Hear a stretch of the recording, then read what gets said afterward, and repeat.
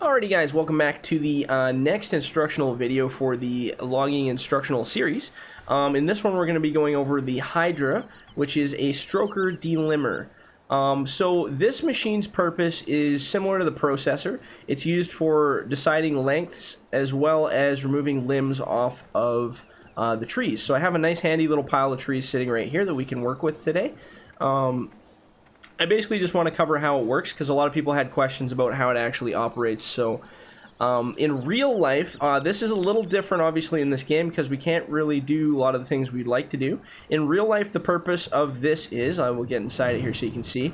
Normally you would grab a tree with this arm, hook onto it, and bring the tree back, hook onto it with this secondary claw right here.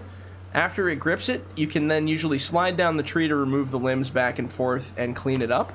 In this game, we don't actually have the option of delimbing using that method, so we have to do something a little bit different in order to do that. So this arm, I always operate from first person because it makes life a little easier. This arm basically acts as like a grabber for long distance. So for instance, we're going to go in and pick up this tree, and you can do that just by simply going down to the ground, grabbing the tree off the ground. And then you want to slowly or fastly, however you're comfortable, bring it back to this. Now the aim is to get it inside of this claw range, and I'll show you from the outside. Once we're within that range, we can then close that secondary claw, open the primary claw, slide the boom out as far as we want to go, so that's kind of where the top is. If we hit B, we can turn the machine on, and then you'll have the option to cut.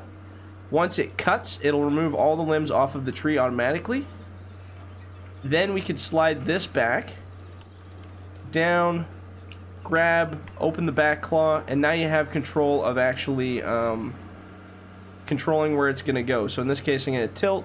I'm going to put it over here. Sorry, it's a little weird operating from third person here. And then you can put the log there.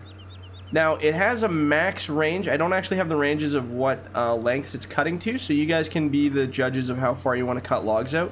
That's kind of the general length, and I'm not exactly sure what the actual size is for it, just because I don't have quite a system for doing that yet. So yeah, what I will do is I'll go in, grab a log, grab a log.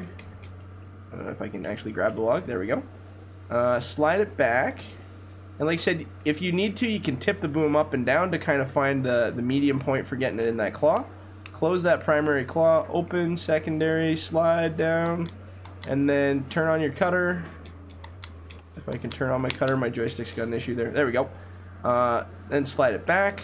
Grip it in the middle so it's got the weight point, and then you can slide it out to match up with the rest of your logs. And you can do this with all kinds of other stuff as well. This is kind of a different way of processing, obviously, in this game. It's not a 100% science to it on how it works, so I'm sure everybody will find their own methods if they do want to use it. I think a lot of people get used to it if they've experienced it before or they're looking to do it, so it shouldn't be too crazy. For new people, it's definitely not recommended because it does take a little bit of mindful thinking when you're actually doing it, and you have to have a really good control set up to be able to control exactly where the method is. Or actually, here's a good example. So now that we've cut them, they actually, if these trees are really long, they leave a top. So you can just pull ahead if you really want to with your actual machine once you actually cut all your tops and you're ready to move on to the next section. And do the same thing, slide it up, lock it in, slide out as far as she goes. Give it a snip, and it automatically drops that tree at the end, so you don't actually have to do that every time. When you get to the smaller logs, you got to make sure you find the weight point of the tree. So if I pick it up, obviously from the very back, it'll probably hang down in the front. It still makes a good grip. Sometimes, though, if you grab it from the back end, you're not going to be able to get a good grip on it because the weight on the front end will drop it down really low. And then this claw that I'm wiggling about here won't actually be able to grab it. So you got to make sure when you do grab it, you grab it at least partial way up, about there. Then slide it back so that it hits this little bumper board here. Oh, I left my claw open too far here, hold on. So once you go, you'll see it hits that back board on that claw there. So it goes bump and hits into it. The other claw will start sliding, then you can close your primary claw, open your secondary one, kind of like that. And then once it goes down to the end, that's when you can make your cut, which we've already done on this log, so we don't need to. After your cut's made, you can bring it back, grab it, Yeah, pretty much that's the operation of it, and then drop it with your pile. It's kind of just a neat way to process. I know some operators are very much used to these. This is a very new thing for me, so I'm probably the poor example to show you operation of them. I bet you there'll be a lot of guys who do a lot better job than I do of it, but very interesting machine, pretty darn cool. I'm glad it finally worked out the way we wanted it to. So definitely give it a try, test it out. If you guys have any questions or comments, throw them below. I can always look at stuff.